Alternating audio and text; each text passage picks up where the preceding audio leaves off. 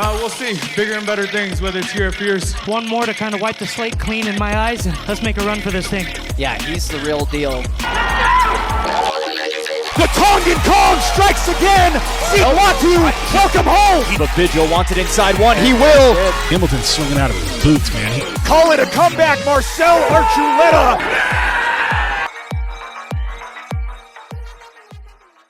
They told us to give a disclaimer.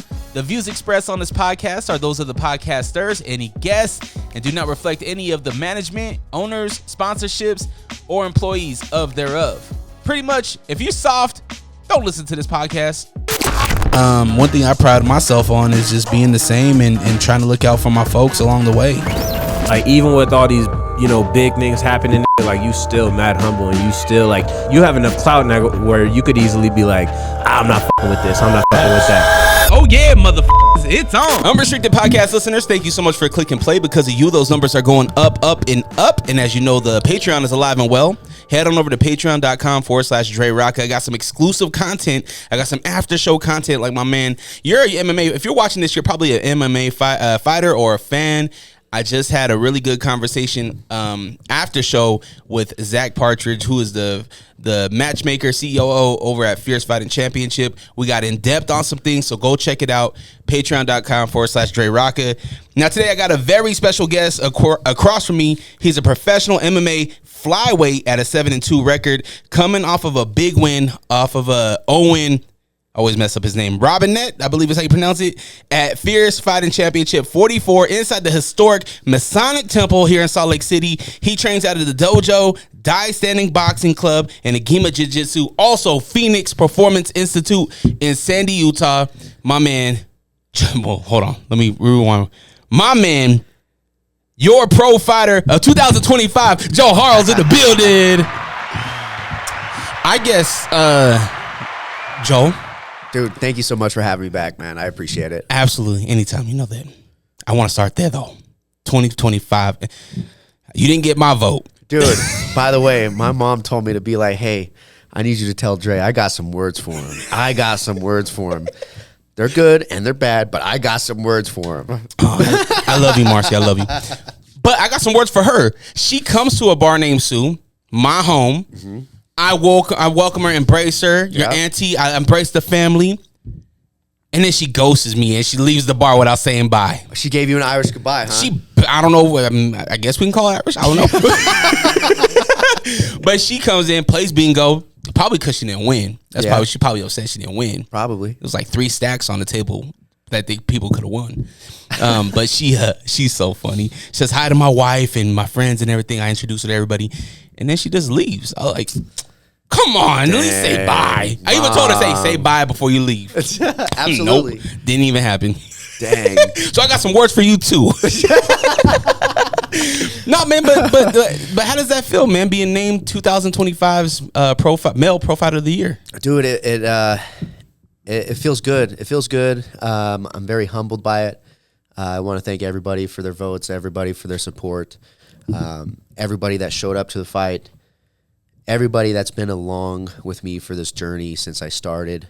My past, my present coaches, like, thank you, huge thank you to you guys, my teammates, my friends, my family, my sponsors, the fans of Fierce MMA, the fans of MMA here in Utah, whether they know who I am or not. Like, dude, it means a lot, man. Like, one thing about me is, like, I don't necessarily like being the center of attention on things, and like, I'm with you on that one too. Like, I feel like Josiah and I are literally right neck and neck for that. If there could be 2 people for it, it's both of us, But I'm very thankful that I ended up winning, and I think that's pretty cool. It's a pretty cool accolade to have, especially after the year that I've had, not just in fighting but in my personal life as well. And huge thank you to everybody. Yeah, man, you deserve it. And even though Josiah threw me under the bus and said that, nah, he deserves it. Nah, you really do deserve it, man. You are a tremendous you're a tremendous person. Like, aside from fighting, like, you're a tremendous person. You are a very nice dude. You're somebody that people should look up to. You know, when I look around the Masonic Temple and I see you come out and I see you take that center of the cage, and I look around the audience and I see kids rooting for you, and I see kids like cheering for you, and it's like, man, like, that's a great role model to really be inspired by in Joe Haro. So you I don't know how much you realize it, and sometimes people don't, even though we're on a regional scene, some people might say local, for sure. But your reach is more than just what's here in Salt Lake City. Your reach is worldwide. Totally, and it's really cool to see like the younger generation getting behind me, cheering me on and stuff. And you know, I've always wanted to be the professional athlete that kids can actually look up to, can get an autograph from, to get a picture from, you know, because there's been times growing up when I was a kid, I'd go to a sporting event like an NBA game, or like back in the day we had the indoor football team, right? Mm-hmm. I remember I went there for I went to a game for my birthday, and we were able to go on the field after the game, after they won. They were doing autograph signings and stuff, and I wanted to get a picture and an autograph from the quarterback. And we were like towards the end of the line, and like by the time we got up there, he was already over it. He was like, "I'm like, no, I'm not. I'm going back. I'm going home. Like, I can't. No more. I was like, damn. Well, that sucks. And it happened to me at a baseball game growing up, and I'm like, dude. As I got older, it's like when I become a professional athlete, I'm going to take the time for my fans, for my supporters that want a photo, want an autograph, whatever it may be, even if I'm late, right? Like I want to be that role model for the younger generation, for my generation, for anybody that looks up to me, right? Mm-hmm. You know, that's something I really pride myself on, and yeah, that's just the professional athlete that I strive to be. That's just who I am, right?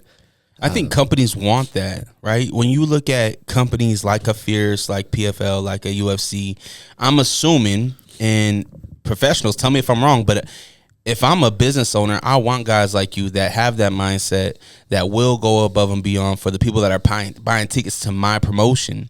Sure. Because what's it going to do? It's going to make them come back. It's going to make them want to tell their friends about it. Yo, I met this cool fighter, man. This dude won in the main event, and like he did it right. He was like the underdog because he was smaller, and I think he had to go like 7 inches, right? Pause. Yeah. Like, yeah, he had you. He was 6'1", you're 5'6", right? I mean, I think I'm 5'7", but yeah, dude, he was a lot longer than I expected him to be. Like when I fought Kesley Collard in my second fight, I pretty much followed the same game plan, you know, but I haven't fought anybody that tall, lengthy since I fought Kesley. So like being in there, I was like, oh damn, he's a lot longer than I thought he was. And then when he took me down the first time, as I went to go defend, like my feet were already off the ground. I was like, well, this is what we're doing now. So was there a moment in this fight where was it?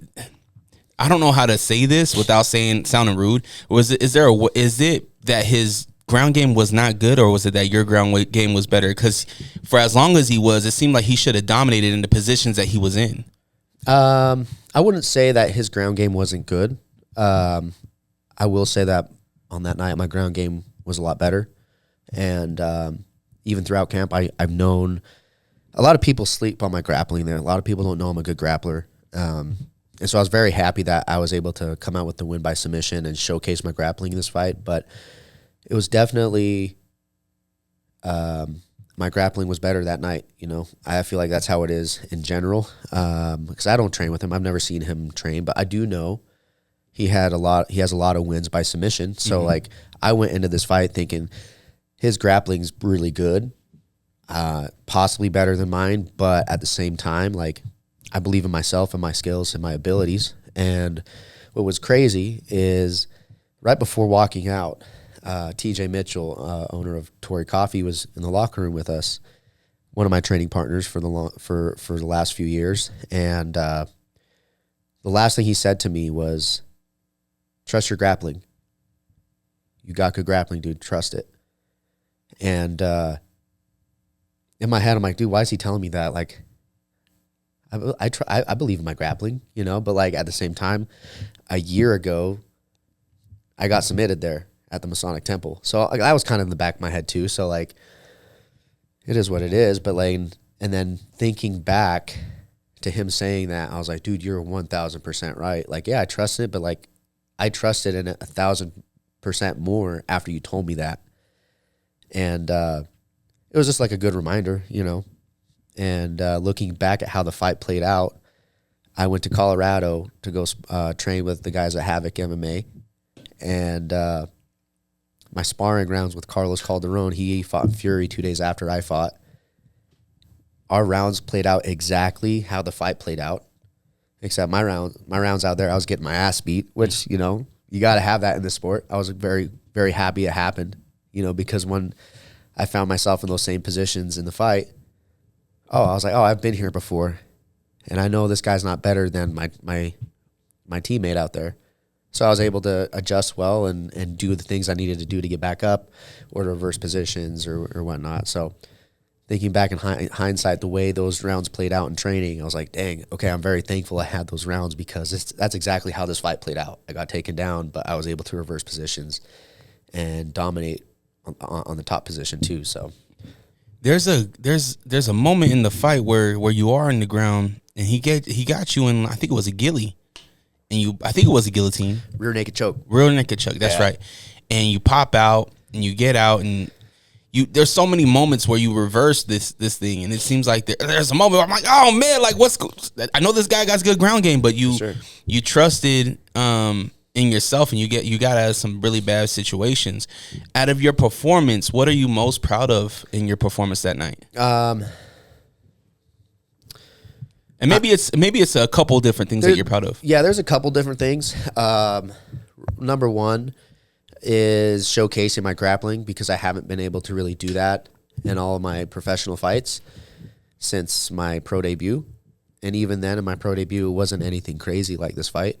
I was able to show my takedowns, my get-ups off of getting taken down, and you know, one of my favorite takedowns that I learned in camp, I hit during the fight. It was an Uchimata to leg trip to ankle pick, and I was like, "Damn, that's money!" Like I was so stoked that I hit that, and I landed right in front of my corner, because I literally learned that during camp when I was out in Colorado, and I was like, "Okay, I'm learning, I'm evolving. Like this is cool. I'm implementing it," and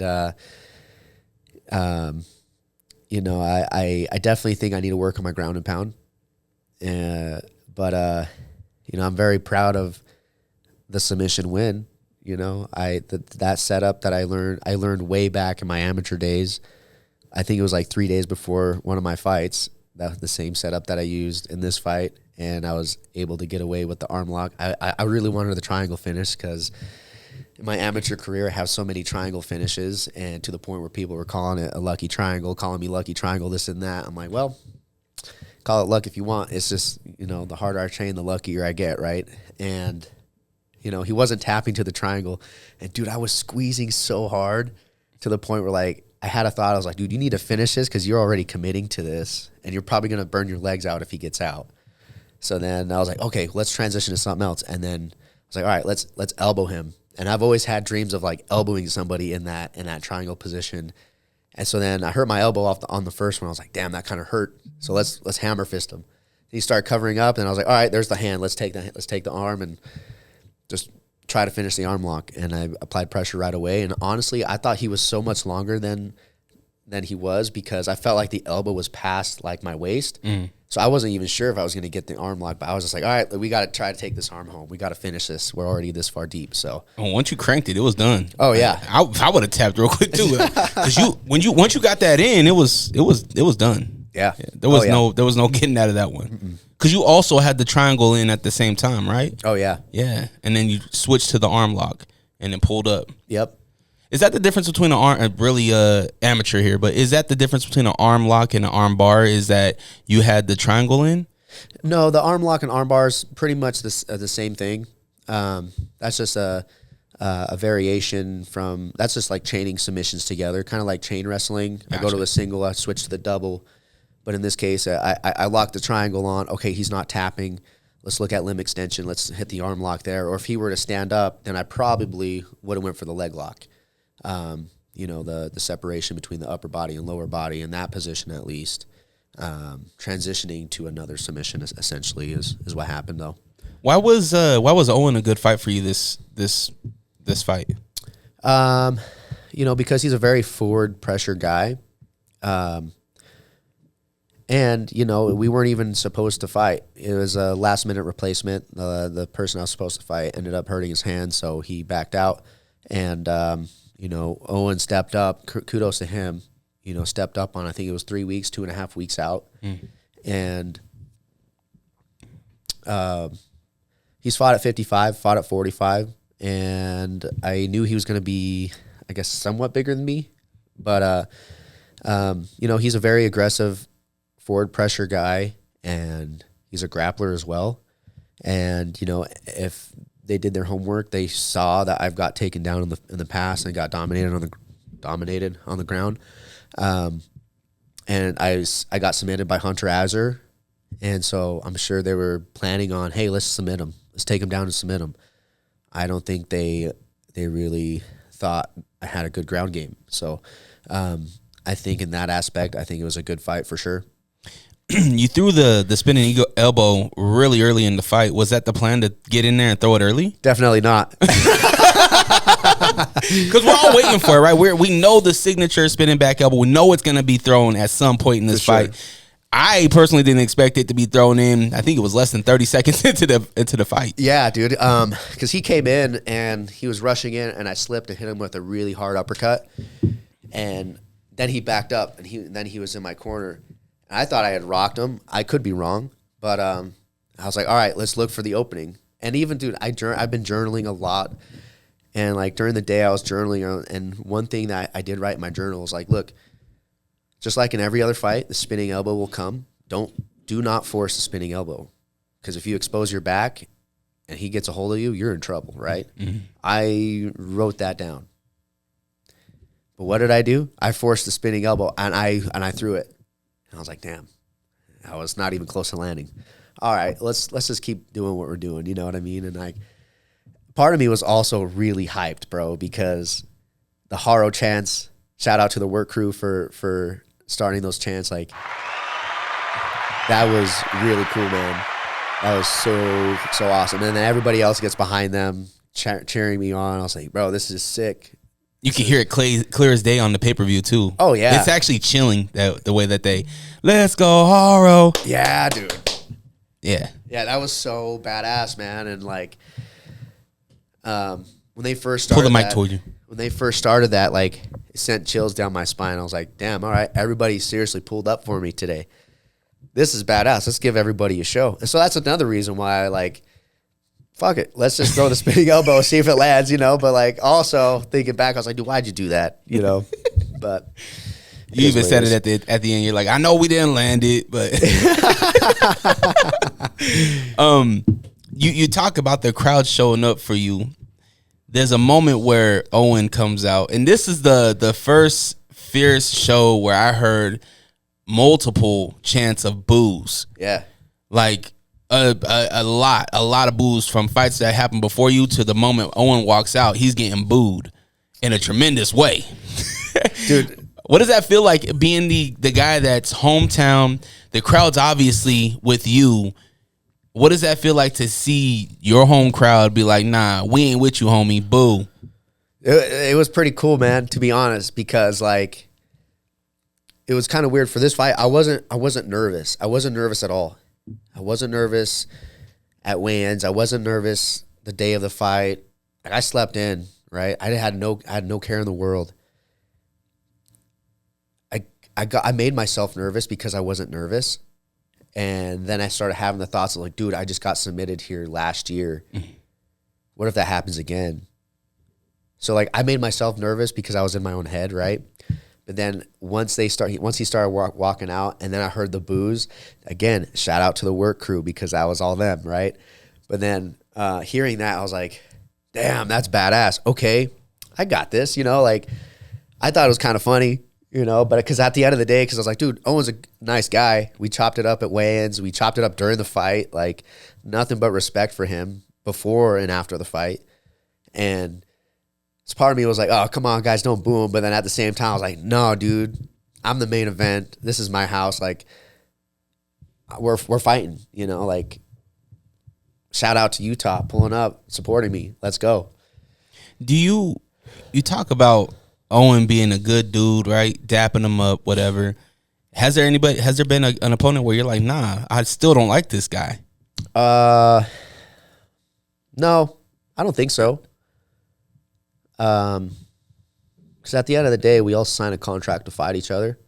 So in my eyes, there's no bad blood unless we're talking shit before the fight. But even then, like talking shit, it's like we can say whatever we want to say, but at the end of the day, we still get to punch each other in the face. So maybe I'm too sensitive because during the weigh-ins, the guy that Mauro Gutierrez fought told him he was going to kill him.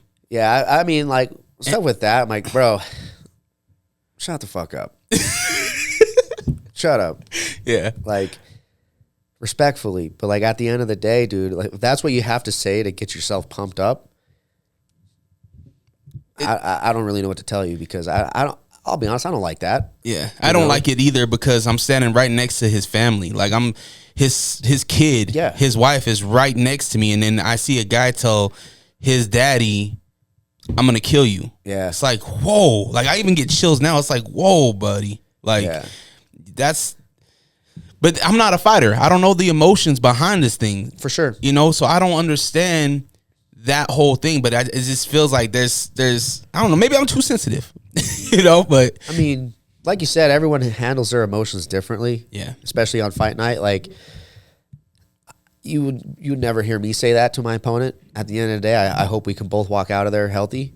Yeah, man, I didn't really like that, especially because Mauro's a good guy.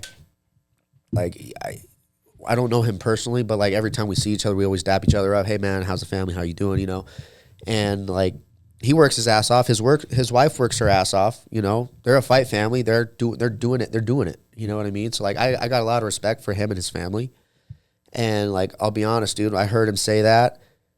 I was like, in my head, I was like, dude, Mauro's gonna fuck you up for saying that. Like, and he did. He did, bro. He did. And I think he even the win for me was his post fight. My God's greater. Yeah, like, 1,000%. I was like, oh, damn, all right, shots fired. You know? and like what sucked too was like I had to share the locker room with that guy.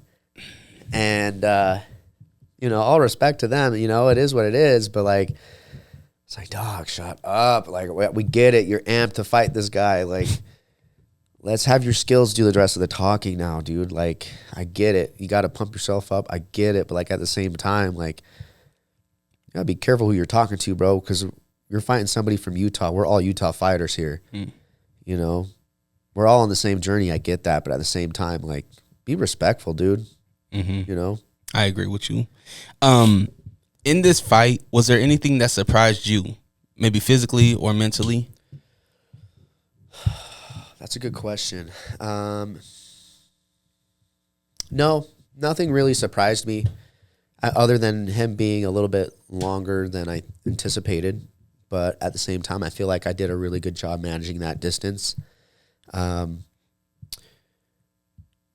I'm surprised he didn't throw more kicks and keep distance. Andrew Boquette told me he was going to throw kicks. Yeah, his prediction was that he was going to kick me a lot because before the Horsley fight, I was out there feeling the cage, and he pulled me aside. He's like, hey, you know Horsley's going to try to stand with you, right? I was like, no, I think he's going to try to take me down. No, he's going to try to stand with you. I'm like, all right, whatever. Sure enough, he stood with me. Shout out to Justin Horsley, man. Fight of the year, you know? Yeah, that one we were unanimous. I agree with that one. So that was something where he said he's gonna kick you, but he didn't. No, I was very surprised too. Like with him being the taller fighter, longer fighter, I expected him to throw a lot more attacks up the middle. He did throw one teep up the middle that I saw and blocked. I expected to see more of that, but in my head, I'm like, all right, just keep the pressure going forward on him. Because then that's going to jam up his range, whether he punches or kicks. But then at the same time, I'm in my range to kick. So I immediately went to those calf kicks to set up my hands. And, you know, I follow the same game plan I did against Kesley, really. Except now I'm a 100% different fighter than I was when I fought Kesley. I know how to manage that distance a lot better. I've got good training partners that help me train for this fight and that are tall and lanky. And nothing really stood out to me that completely surprised me. Yeah. Did you put on more muscle for this fight in general? Because you look bigger in the shoulders. Thanks, dude. I appreciate it. No, you did, for real. I was looking. I was like, Joel looks big. Beefy. Beefy. Not big, but he looks beefy. No, I didn't really put too much muscle on. Once the fight got changed from a bantamweight fight to the catch weight at 140, I was like, all right, well, I'm still gonna stick to the diet, but I'm just gonna add a little bit more food to my meal plans because I was following a strict diet to get down to 35. Once the fight got switched, I was like, all right, well, I'm gonna keep a little bit of weight on this time because when I fought Horsley, I felt like I lost a lot of weight too early and didn't really maintain a good amount of weight until this fight. I was like, all right, let's keep a little bit of weight on. He's gonna already be bigger than me because he's fought at 55. And it's like, okay, well, yeah, let's just keep a little bit of weight on. Like I started my weight cut, I think, at 154, and I started my last weight cut at 150. You fought Horsley at 40? Yeah, that's right. Yeah, so when I started that weight cut, I was at 150 the week before, and that's usually when I start after my water loading and everything. And this fight, I was at 154. I was like, okay, cool. My plan's going accordingly. Like, I've never missed weight. I'm gonna make weight. Like I didn't. There was no thought of me missing weight. I was like, all right, cool. This is going exactly how I envisioned it. It's keeping a little bit of extra weight on. Yeah, the last pound and a half kind of sucked, but at the same time, it's like that's what we're doing. We're cutting weight. Cutting weight's never fun, you know. So like, I mean, the weight cut was pretty easy in itself, yeah. And then I made sure to cut just enough weight so I wasn't weighing in at 138. 38 again. I think I weighed in at 139 and a half. I was like, dude, that's perfect. In an ideally world, I could have been 140 exactly on, but hey, at the end of the day, I still made weight. Do you do your nutrition yourself or are you working with somebody? So I've been doing my nutrition myself. So when I fought Steven Steyerwalt back, I think in 2023, I was working with Jason Laporte on my nutrition. So I just kind of been following that plan. But now I talked with one of my sponsors yesterday, Jason Trujillo of True Culture Tattoos, and he's getting me connected with a nutritionist that we're going to start working with probably in the next couple of weeks or so, just to get everything in line, get everything on point, because I do want to put on 5 or 10 pounds of muscle before the next fight. I think we're targeting either March or April. So, yeah, I mean, I've got my goals in place, and these are the things I need to do, and we're just going to be physically fit before we even enter fight camp, you know? You talk about weight cutting. At what point you're like, yo, we need to have a candlelit bath for your weight cut? Dude, we'll do it next fight for sure. We'll do it. Dude, I was cracking up when you reposted that. I was like, let me see this. Oh, this dude's in the tub. This guy's in the tub. Looking sexy. Got the chest hair out. Got the fresh cut. Everything, bro. Dude, I don't even know what even told me to go live. I was like, here, Brandon, let's go live. Fuck it. In the tub. In the tub, cutting weight, you know? And, dude, that was full weight cut brain functioning. You know, I was like, is the bath hot, cold? What does the bath do for weight cutting? The bath is hot. It's a hot bath, not to the point where you're burning yourself. Other people will say, you got to have it as hot as possible. I'm like, no, dude, you're going to burn your skin. But it's a hot bath with like 4.5 cups of Epsom salt in it, and makes you sweat, draws the water. The Epsom salt draws the water out of you. And I think from that bath, I lost 1.5 pounds. Holy smokes. Yeah. For how long are you in the bath? 25 minutes. 25 minutes to 30 minutes. Jeez. Is that a healthy? Is that okay? Dude, honestly, I like doing that method better than the sauna, because after that bath, I actually ran out of Epsom salt. So I was like, dang, I got to use the sauna. Luckily, the sauna was on at the house. So I was like, all right, we'll hop in the sauna. The sauna sucked, bro. I hate the sauna. I feel like it cooks you. I feel like it just, I don't know, makes a weight cut worse. You know, sitting in a hot bath, like, you're laying down. first and foremost. And I don't know. I just feel like it's better. I feel like it's a healthier way. I mean, cutting weight's not healthy in general, but for me, in my opinion, I feel like it's healthier because you're not cooking yourself and over dehydrating yourself in the sauna. You know. Do you plan on staying at a bantamweight, or do you want to? I do. Yeah. I do plan on staying at a bantamweight. I want to make that weight until I can't make it anymore. And I feel like just with that, it's a mindset anyway. So I'm a bantamweight. Someday I'll probably fight at 145. I've already been fighting 2 fights at 140. So, I mean, who knows? Maybe that day could come sooner. But for right now, for where I'm going, I think bantamweight's the weight class I need to be in. There's a moment throughout your fight, and mostly in the first round, I believe, where you guys are talking to each other, or at least it seemed like you guys are talking to each other. Oh, yeah. Do you remember what was said and what you guys are saying to each other? Yeah, man.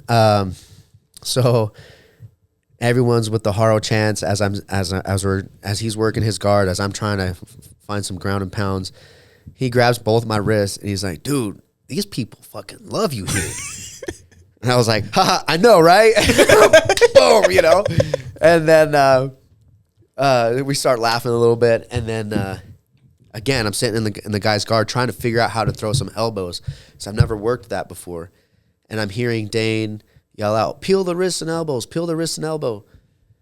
And I'm over here. I take a big deep breath, and I was like, "I'm not gonna try to do that to you because you know that's coming now, right?" And he's like, "Yeah, you're right."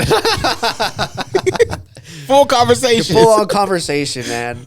And like, that was the first time that's ever really happened. And like, dude, it's like, that's a sign, like, you know, both fighters in there are having fun, you know?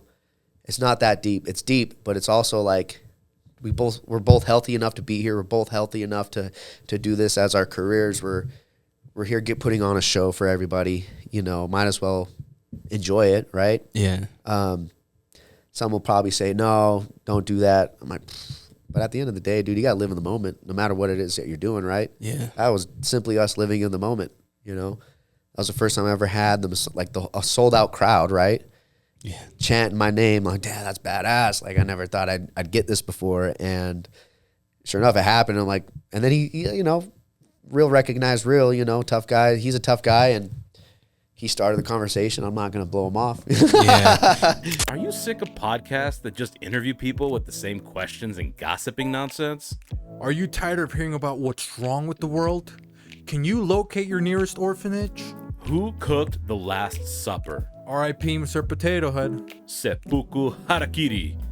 Where is Mavis Beacon? This is Hos. And this is Host Beefy. Listen to the Beans and Rice podcast. Exclusively in Braille and all streaming platforms. Patent pending. No pukesters helping me to the left, and no pukesters helping me to the right.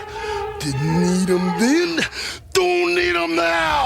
You are the ex-champion, Olin. Now this is the way, Tony and David, that you do the figure 4 leg lock. Do you love wrestling? Do you believe that Stone Cold Steve Austin is the greatest entertainer of all time? Or maybe that Shawn Michaels is the sexiest man alive? Or did you have a thing for Sonny from the years of 1994 to 1996 like I did? Did you know Yokozuna isn't even Japanese?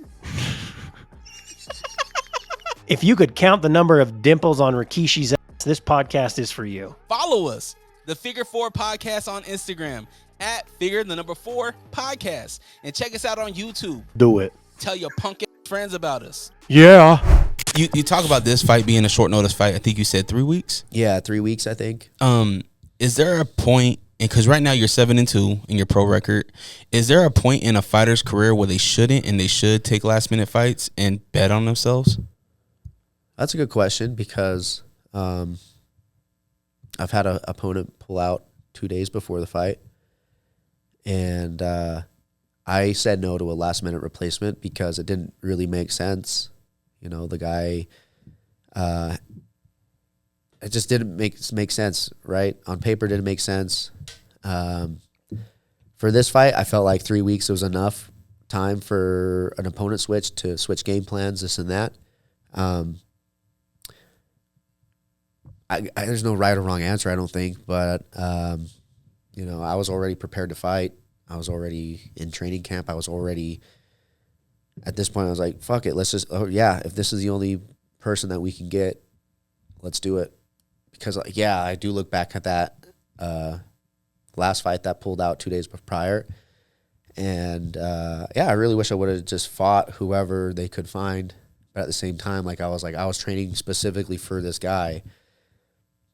2 days, in my eyes, didn't seem like enough time for me to switch game plans because I was already in the middle of a weight cut. There's no way to really switch game plans on that last notice, but I probably should have given it a shot. Who knows if I would have won or lost? But as a fan of this sport, you look at the guys that are on the highest level, and especially in your guys' weight class in the bantamweights, they're all younger guys, right? This is a young man's sport. Yeah. And as people get older, a lot of opportunities don't come, right? You have to, for sure, you have to go and create your opportunities. And so, as a fan of the sport, I look at a fight and I'm like, at some point, you got to believe in yourself. You got to believe that you're trained to take on any person on this planet that's your same weight. Yeah. And you got to believe in your, trust your grapple. Like homeboy said. Yeah. You know what I mean? Trust in that, trust in your hands. You are a well-rounded fighter. And I don't think, obviously, every fighter has areas that they can work on. But I honestly believe that if you believe, you can beat anybody. For sure. And that's something that I've really grown to really recognize within this last year or this year. So that when that happened, because I had a feeling my original opponent was going to back out. My roommate called it out because he had just fought, I think, the weekend prior to me signing my contract. And I knew he was fighting. So I'm like, I'm not going to sign this right now because I want to see how this fight's going to play out. If he wins, okay, cool, I'll sign it. But he ended up losing, and I signed it anyway. It's like, all right, well, I haven't heard anything, so let's just sign the contract. Let's get ready to fight this guy. The day after I signed it, I got a call from my manager and Zach. Hey, looks like he hurt his hand. He's going to tell us Friday if he's going to be in or out. I'm like, all right, well, let's start looking for somebody else at this point. And so I guess I kind of signed my contract knowing that was a possibility that it was gonna happen, and it happened. So I was like, all right, I'm already training. I'm training hard. At this point, I've already shifted my mindset. I've started to believe in myself a lot more, and I was like, cool, send me a name. I remember I was running at the time that I got Owen's Tapology sent to me. I opened it up, saw who it was. I'm like, yeah, I'll fight him at 140. I saw that he's got fights at 55. I'll fight him at 140 because I don't want to take the gamble of him missing weight at 35. If he can't make 35, he said he can't make 35. So he's like, I'll fight him either at 40 or 45. I was like, yeah, I'll fight him at 40 then. Let's fight at 140. I'm fine doing that. I fought at 140 before. I know how my body feels. I know the things I need to adjust now in order to be heavier, right? So. How did you feel your cardio was at that fight? I feel like it was pretty good. I know it only went 2 rounds, but yeah, how did you feel? I felt really good because after the first round, I got the first round jitters out, and there was a lot of grappling in the first round. And when the bell rang, I stood up. I was like, took my deep breath. All right, sat on the stool, took my mouthpiece out, got some water, put it back in because I was ready to go back. And I had a split second while the coaches were talking to me. I was like, oh, yeah, I get a whole minute. All right, let's take it back out. Give me more water. And, they're telling me what to do. And, dude, I really wish I could remember everything that was being told to me from each coach in between rounds because I would love to talk about it. But, dude, I have no recollection of what happened. Everything happens so fast. It's a blur, right? But let's mic your coaches up next fight. Let's do it. Let's get them some mics, and all they have to do is just clip it on. Yeah. And we can hear them in the corner. We can hear them while they're, getting you all greased up and ready to go in the back. It'd be cool so you can understand for sure what's going on because I'm sure you're blacking out during this thing. Dude, 1,000%. But on the other side, it's like me as a fan, I would love to hear what's going on. And if they have those mics on, we probably could hear you guys talking to each other in the cage. Oh, for sure. Oh, yeah, dude, for sure. We should get Dane or Bobby some of those meta glasses so they could. Oh, that'd be cool. Laporte got them. Laporte's got them. Look, he don't even wear them no more. Laporte, let's borrow your little meta glasses. Can you imagine Joe Bish with those things on? Joe Butcher looking like a mad scientist with those things on. Dude, for real. And what was funny was too, I was watching the post fight speech and with Jason. As I'm talking, you just see Jason kind of staring off in the abyss and like doing this. I'm like, dude, it looks like he's having a hard time seeing through his glasses. How did each one of your training facilities, the dojo, Die Standing, Agima, Phoenix, how did all those complement each other throughout your fight camp and on this new path of where you are in your fight career? Yeah, so at the dojo we focus a lot on the kickboxing. I also teach jiu-jitsu up there and also help out with the MMA classes up there. So yeah, number one, working with Bobby, we work a lot of the footwork and a lot of the kickboxing in general, the Muay Thai out there, the big Muay Thai system. And then with boxing with Joe, we pretty much just piggyback off of Bang Muay Thai, what I do with Bobby, but focus more on the hands and cutting a little bit more angles. We pretty much do the same footwork that we do in the Bang system. And with Joe, I focus a lot on like my hand speed, cutting angles, and like longer combinations. And then at Agima, we focus a lot on jiu-jitsu, wrestling, and obviously MMA, wall wrestling in general. And I feel like that's helped me out tremendously since I started training with them. That after the fight, I got in the car with my roommate and his brother, and we were just talking.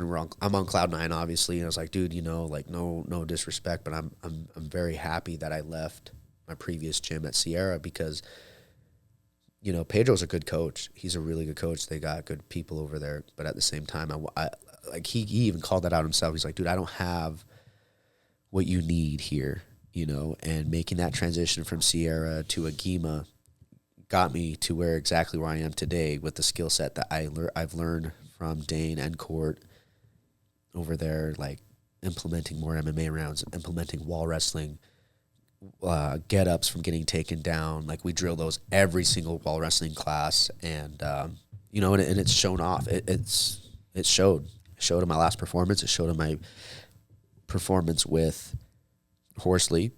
We focused a lot on my kickboxing and boxing with Joe and Bobby, and kept the wrestling in the back pocket. I went for a ride in that trip and that fight. That was pretty cool, but not really. But hey, but then I've been working with Hector Rodas at Phoenix Performance Institute since I went pro, and he is such a good coach. He's a really good strength and conditioning coach. He knows exactly what I need for each camp. We go in 8-week protocols under him. He gives us a workout. Monday, Wednesday, Friday. Monday, Wednesdays are our lifting days. Fridays are our cardio days. It's usually like bike sprints, hill sprints, or sled pushes or something along those lines, right? And working with Hector has been one of the best things that I've ever started doing for my career, and for my life in general, right? He knows exactly what I need to be doing to get ready for fights. If I have injuries, he reworks the lifts so that I'm not aggravating my injury, making it worse. And he's just a solid dude, man. Him and his wife are great people, and they've always supported me. And, Hector was one of the people that has really influenced me in the last few years to really go after my dream, to really put myself first, to really focus on myself and chase it, man, and he and I have had really good talks the last few weeks leading up to the fight, and he's like, whatever you need, bro, you need me to go running with you, I'll go running with you. Like, we went running a couple times throughout camp. He would let me make up my workouts on Mondays because I got work in the morning before I could lift. So, like, he let me come in on my own time to figure that out.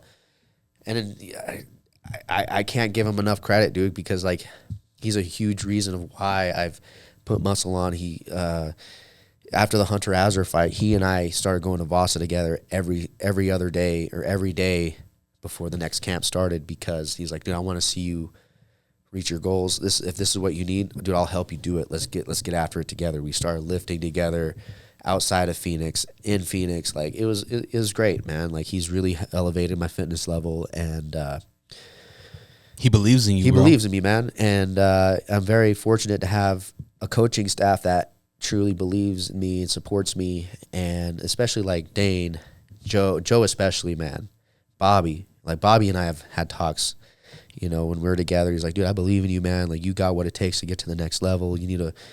Let's lock in, man. I'll do whatever I need to do to help you. And like he's been there every step of the way since I went pro, right? And then also working with Joe. I started working with Joe, I think, when I fought the guy from Canada. And ever since then, man, he and I are like this, dude. Like we have a bond that can't be broken. Same with Bobby too, I feel like. And same with Dane, same with Court. Like we all have our own relationships with each other, and like just the fact they're just all good coaches, man. Every time I see Joe, you're the best in the world. You're the best in the world. I tell everybody, no an MMA fighter here in Utah that can make it. I always say it's you, man. You got what it takes. I've been in this game for a long time, and I see the greatness that you have in you to make it to the next level and to do great things, you know. I think we all do, bro. Yeah, and I'm glad you see it now. Yeah, like, I'm starting to see it, man. You're man. The adrenaline. When we talk. Well, there's conversations that we have off air that we don't bring on air, but we believe in you, and I'm starting to see it in you that you believe in yourself. Yeah, and I feel like, bro, you get that combination plus the hard work, bro. You're unstoppable. 1,000%. Like that's the sky's the limit. You know, you to the top for sure. So you got the training down. You're working on all these different disciplines in Utah. Fighters, and I don't know if privilege is the right word, but we're very, very lucky to have a promotion. You don't have to move. Yeah. Everybody that you fought has been from out of state. I think the last one was Haro, right? Was a Utah, the last Utah that you fought. Yeah. That might have been in your professional career. My professional career, yeah. I think he was the last guy from Utah that I fought. Everybody else, you mentioned Canada. I think Kesley might have been, actually. He's like Idaho, Utah, kind of bouncing back and forth, I think. Oh, okay. But anyway, yeah. So, I mean, that was very early, too. What does that mean to you to have a promotion where you can sleep in your own bed? You don't have to travel. What does that mean to you to have that type of promotion that brings you fighters, talented, good fighters? Yeah. And then on top of that, what's the plan to possibly go to a different promotion or things like that? Yeah, so I'm very fortunate to have Fierce here and Cody Bunderson. I'm very fortunate, man. It feels great to know that, Fierce does have a great platform for us to go out and showcase our skills, chase our dreams, etc. And it feels good to know that it's here, right? It's in my backyard. I don't have to travel too much. But with that being said, I do want to start branching out. I do want to start fighting out of state. I might not make as much money as I do out of state, but at the same time, it's like it's the trade-off of, all right, money's down here, but my stock could go up higher from getting noticed out in California or Denver or anywhere else, right? So that's on the plan for 2026 is to start branching out, do one more fight here in Utah, and get that call, like I said, whether it's Contender Series, short notice fight, or another fight somewhere else that's gonna pay me good enough money to go out and travel and fight. It's a journey, man. So I'm here to enjoy the journey, and whatever comes up, like let's get it. One thing that you haven't said is you haven't mentioned any training partners. Does Joel have like that go-to training partner? Because in my experience, I've seen a lot of fighters. They have like that one or two guys, whether if it's in their home gym or outside of gyms, that they're always getting down with. Do you have that? Yeah, I got a bunch of them, to be honest. At the dojo, I've got my friend Quinn Cotterell. He doesn't fight, but he's a ninja, man. My friend Coach Randy up there at the dojo. I spar with him almost every time I'm up there. And I really wish I got more rounds in with him because he's tall and lanky, so that would have been perfect to get more training in with him for sure. He's a brown belt in the Bang Muay Thai system, and he's a ninja as well. And then my friend Guy Self, he doesn't fight, but he's also a good friend of mine, good training partner. He's not at the level that I'm at, but at the same time, like we get good work in together when we spar, when we train together. Tony Livers over at the dojo. Brendan Ferreira, he's a ninja. He's keep an eye out for him. He's fighting soon. I think on January 31st. Tony Livers fights tonight. So I got all these training partners up at the dojo. Warren Weingartner, I fought him, and he's a ninja himself, dude. I think he's getting ready for a fight too. Ryan Wallace at the dojo. These are all up and coming fighters, but at the same time as a seasoned vet as myself, like I can still learn from these guys coming up, and vice versa. And then at Agima, David Kim, love that guy. Zach Hamilton's another training partner of mine that I love training with. Brendan Myers, he's a hoot, but hey, I still love the guy. And then James, I forget what his last name is, but he just made his fierce debut in the last card. He's a UVU wrestler, and he's helped me out a lot with my grappling too. I've trained at the pit a few times. Talon Carvalho is a good training partner. I wish I knew everybody's names. Yeah. But I like winning Pro Fighter Male of the Year, like that's cool. But like, there's a lot of people I got to thank. All my training partners that has elevated my game. It's not just me doing it. Like, yeah, I'm doing the work, but at the same time, it's a team effort, man. Like from my coaches down to my training partners. So shout out to everybody that I train with at Agima. I wish I could name them all because there's so many people that I train with over there. The dojo and Die Standing Boxing Club, and my friends and teammates out in Colorado at Havoc MMA, Carlos Valdez, Carlos Calderon, Mace Sellers, like everybody, dude. It's all. It's not just me. It's everybody else that's helped me along the way. Hey, tell me, Blake and Zach mentioned it on the broadcast on the Fierce Show, that you and Josiah did some training together. You guys did some traveling. Take me through that a little bit. Yeah, dude. So, shout out to Josiah Simpson, man. He's such a good dude. And you're real pro fighter of the year. No. This guy. How the hell does he get both of his fights in 2025 performance of the night, but he ain't the pro fighter of the year? Come on, dude. I wish I could say, but I wish you could. You already would. Right? The verdict is in, Dre. Come on, man. But no, dude, Josiah Simpson, man. It was a pleasure getting to know him.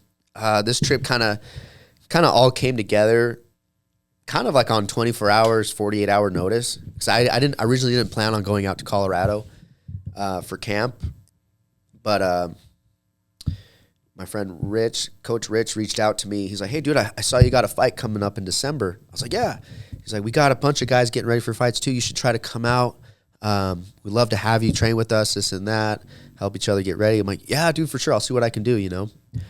Time goes on, and like it's starting to get closer, right? I'm like, "Damn, I gotta figure out a time to get out there." I work for corporate now, so it's like I gotta get time off. Are they gonna even let me have time off? And I was like, you know what? I talked to my manager. "Hey, dude, I got to have a couple days, bro." "Well, what for?" I'm like, "To train. I got a fight coming up. I'm going out to Colorado to train. Like, no ifs, ands, or buts. Like, I'm going." And he's like, "All right, that's fine by me." All right, cool. So then I hit up Rich. "Hey, dude, I'm coming out tomorrow." Or no, it was a Tuesday. "I'm coming out Thursday morning. I'm gonna drive out." "Okay, cool. We'll love to have you, this and that. Let me know when you get in. So-and-so's getting promoted. So try to get in before then." "All right, cool. By the way, do you know anybody that fights at 170 out there that you can bring for Neil Magny? He's getting ready for a big fight." I'm like,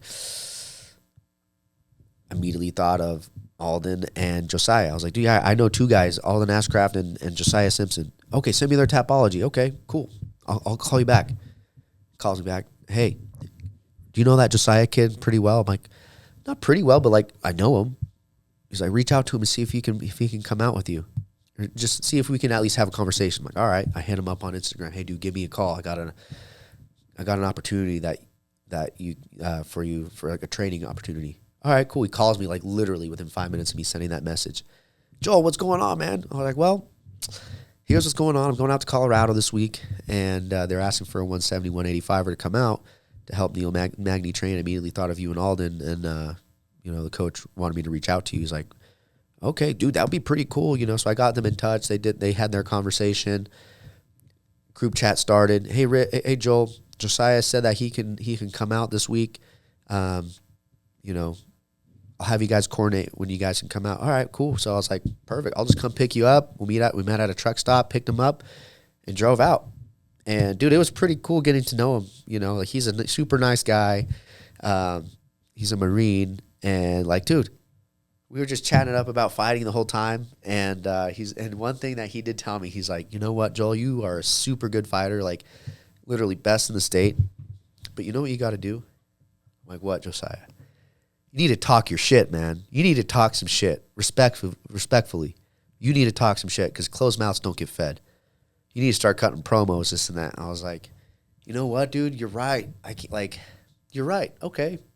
You know, so like throughout the whole trip, dude, from Thursday to Sunday, he was like, you could say this or you could say that. How about I say this? How about you say that? I'm like, so we were kind of brainstorming it, right?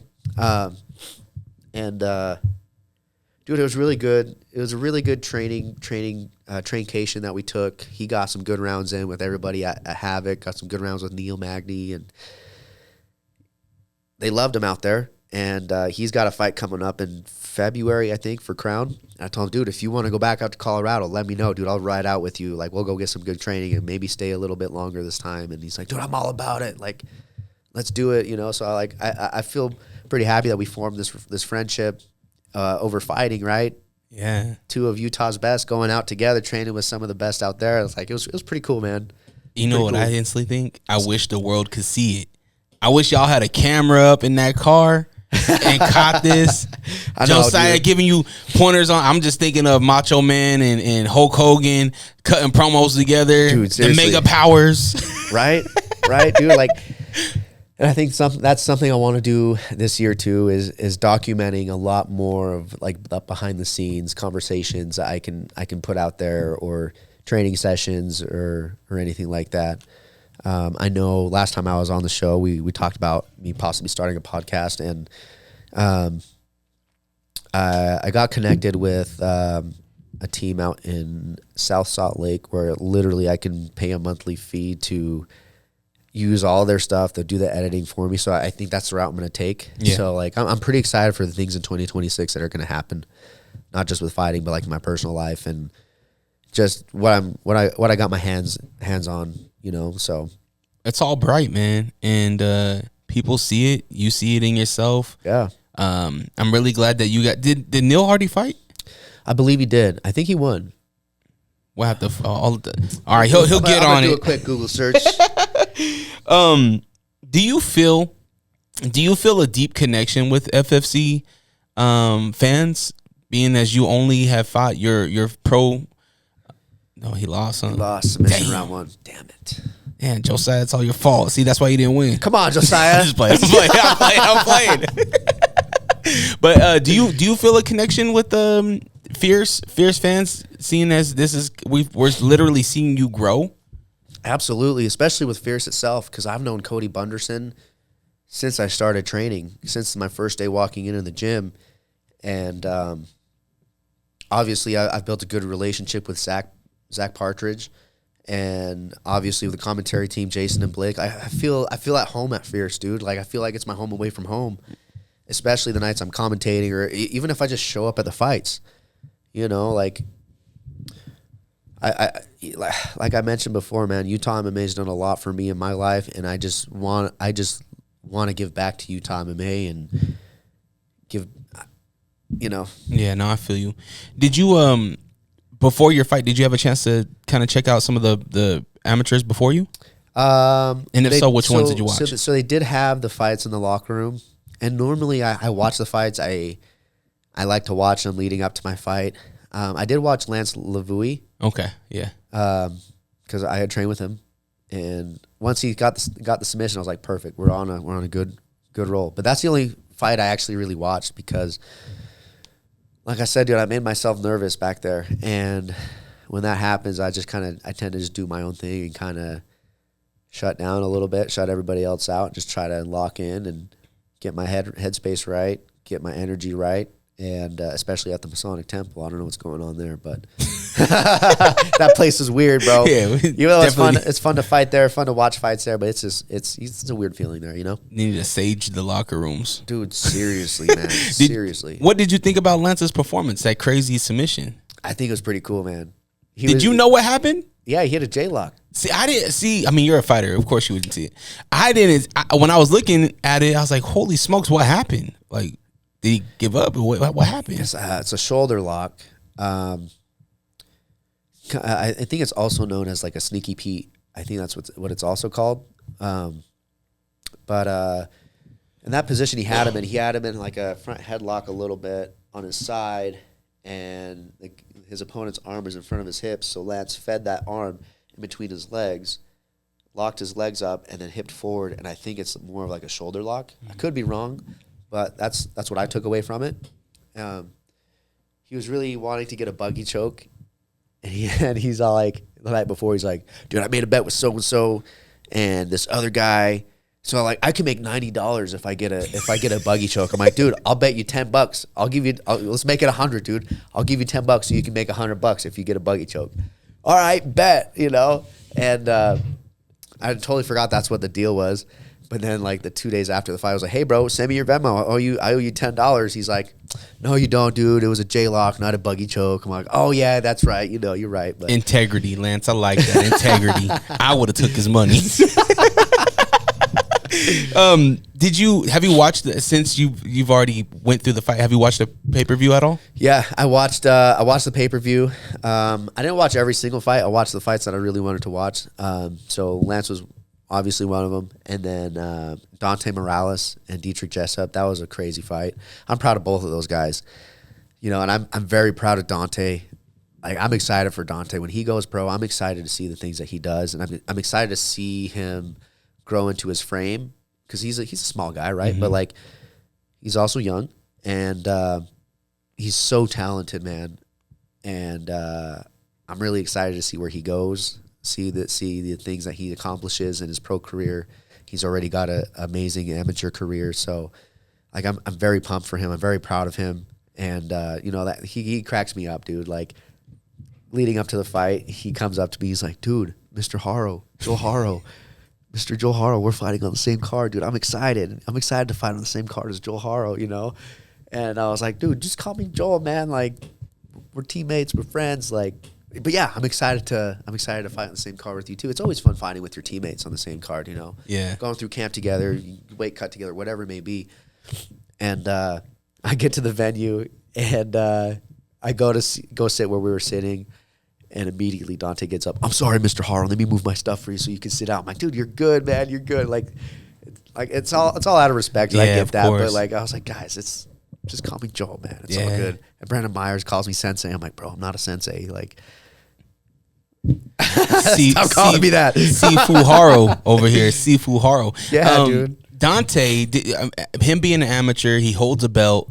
Obviously he's respectful. He's another guy that I would love to have be a face of my promotion if I'm a businessman, right? Absolutely. His after speech, he's giving love to his girlfriend. You could tell that he's gonna be a guy that's gonna be a family type of guy and whatnot. For sure. Do you, seeing an amateur right that so young, he has full potential in his pro career? Do you give him any pointers or tell him anything that maybe stuff that you wasn't told to you that would have been helpful? Like in training, I try to give as much advice as I can on certain things, but I also don't want to overstep either, because I'm not a coach. I'm not his coach. I'm just his teammate. But at the same time, I'm like, dude, this is what works for me. Like he asked me questions about weight cutting. He's like, what do you do for your weight cut? Like, I don't know what to do. Like I know what I have done. I don't want to do the same thing. So I told him I told him, and I sent him everything what I do for my weight cut. When I started water loading, what I'm doing every night before leading up to weigh-ins. I sent him everything, so thank you so much. And like his weight cut went well from what I heard. So like things like that, yes. Any training tips I can provide for him, for sure. I always give it up to whoever I'm training with. He's definitely one of them. Yeah. Did you get a chance to see Lane Dalton perform? I did not. I would recommend checking out that fight. I'll have to go back and rewatch that fight for sure. I mean, just out of respect for him being a champ. I think there's only two other people that's done that in Fierce. Oh yeah. Like that's pretty damn cool. I did watch a little bit of that fight. Yeah, but I didn't watch the whole thing. I'll have to go back and rewatch it. You watch Models? Models? Yeah, Models. Models. Oh, Maros. Yeah. Of course, I watched Maros fight. That was such a good fight. His boxing's on point. Like, I'm proud of him, man. Like, I watched his last fight up in Idaho, and like I made sure to like, dude, you got what it takes, dude. Keep going. You know, I'm a fan of his, man. I'm a fan. Me too. I mean, he's such an active fighter. Do you want to be active 2026? Yeah, dude, that's the plan. I got some injuries that are still healing from this last fight. I talked to my manager yesterday. We're targeting March. I think March is going to be the date, or possibly some date in April. But as of right now, that's the plan. But like I mentioned earlier, we're working with a nutritionist now. I'm just trying to get back to where I was before fight camp, but in better shape before fight camp. I don't know how to really say that, but yeah, I do want to stay active, whether it's me competing in a grappling tournament just to compete. Are side quests okay at this point in your career? Probably not. And honestly, I haven't done any side quests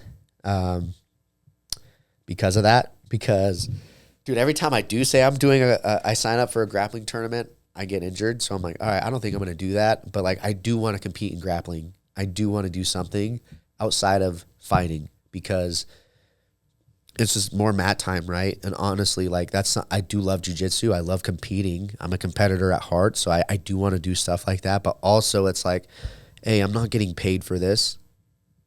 And B, if I get hurt, there's no insurance from this tournament. I go home with an injury and have to pay for it out of pocket. So it's like, is the risk worth the reward? Exactly. For a $20 medal, probably not. But to say that I did it and to have fun doing what I do, it's like, yeah, it's worth it. But if I get injured, it's not. So being a 7-2 pro right now, do you feel like Joe Haro is still underestimated in some areas? And if so, what? Yeah, I'll probably say I'm underestimated for sure. People watching probably thought the submission win was a fluke, but haters are going to hate. Like I said in my post-fight interview, thank you, everybody, for your support, whether you want to see me win or see me lose. I appreciate it because those people that want to see me lose just fuel my fire, right? And, those that underestimate me will definitely have a rude awakening when they fuck around and find out, right? So I don't really know how to answer the rest of that question, but I do know the first thing I said to myself that I need to work on after rewatching my fight was I need to learn how to ground and pound better. Where do you get that from? Who got good ground and pound that's going to teach you? Court McGee has got good ground and pound. I'm also going to I also purchased a couple instructionals from Dynamic Striking on ground and pound.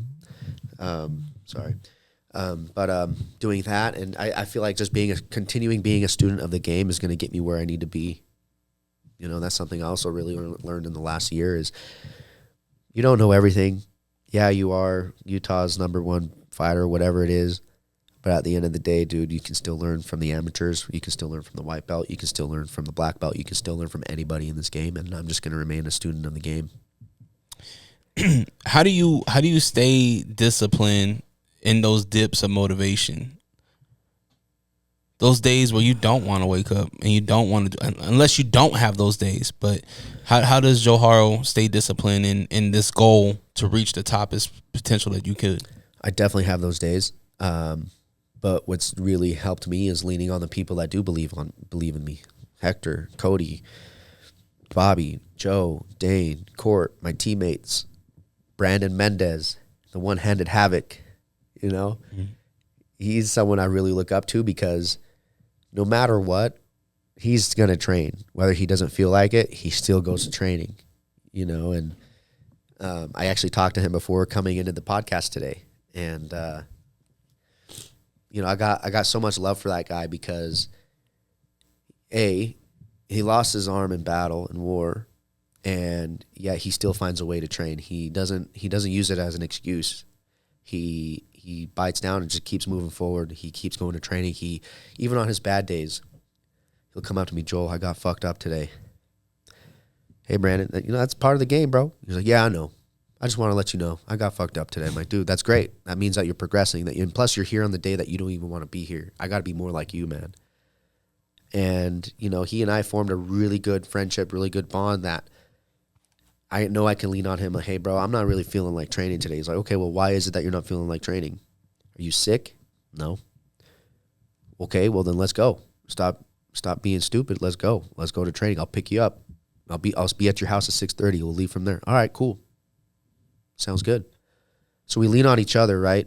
Leaning on your team, leaning on your coaches. And like I said, Brandon's a good example of that because he could come up with all the excuses in the world, but yet he's still going to training. He's still doing the things that he needs to do, and he leans on me for my support, for my advice, and I can lean on him too. What did you think about his debut in the Fierce Squared Circle in kickboxing? Yeah, dude, I was so proud of him, and I thought he did really well. Obviously, there's a couple things that we could work on, but at the same time, that's what we're working on now. And I was so proud of him that he did it. He was super excited that he got the opportunity, that Dana and Amy found him a fight, Fierce found him a fight, and he's like, dude, win or lose, I just want to show everybody that no matter what it is in life, that you can still do what you're doing. I mean, look at me, I got one hand. Like, I'm out here doing what I set myself out to go do, and I'm nothing but proud of him. I thought it was the coolest. Yeah, dude. Does he plan on getting back in there? He does. Taking another fight? Yeah, he wants to fight in February up in Idaho. I think they might have found him an opponent. I have to follow up. Is that MMA or is that kickboxing? It'll be MMA, actually. Yeah, he wants to fight MMA next. I think we're waiting on an opponent. I have to follow up with him and Dane, see what's going on. But yeah, I'm really excited for him to make his MMA debut, and we're both on this journey together, dude. So I'm excited for him. Is there you're the winner of the Pro Male Fighter of the Year. You looked at different categories, different nominees. Was there anybody that maybe we haven't talked about that maybe stood out to you? You sat on across the broadcast team. You've seen a lot of people throughout this whole year. Anybody that stood out to you that maybe we haven't mentioned? I feel like we need to talk more about Morrow. He's a really good fighter for sure. Nicole, she brings fireworks every time she fights, and David's making his return. I'm excited for what he's gonna do. I feel like we need to keep an eye on David because I know David's gonna do big things in 2026. Let's see who else were the nominees. What do you think about? I guess you would call it they call it the debut of the year, but I'll call it the rookie of the year. Yeah. Ruben Rivera. Dude, Ruben, yes, dude. Yeah, I was so impressed with his performance. When I commentated, I was like, dude, this guy is getting after it. Like his stance switches, his striking, his ground and pound, his wrestling. He's like, dude, I was very impressed, man. I feel like we got to keep an eye out on him too. 2026, he's going to do a lot of big things. And, Utah MMA is just getting better, dude. And it's so cool to watch it all unfold and see the new champions and the same champions either defend their belt or the new champions earn their belt. It's just great to watch, man. I know that not everybody, we got Blake and Zach, they dwindled down the nominees to 4. And there's obviously more probably that could have been in the top 4 in any category. One person, I was talking to my wife about this morning because I was prepping for this interview, and we kept talking about Zeke.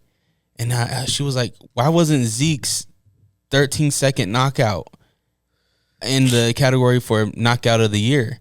I was like, you know what? That is a good question.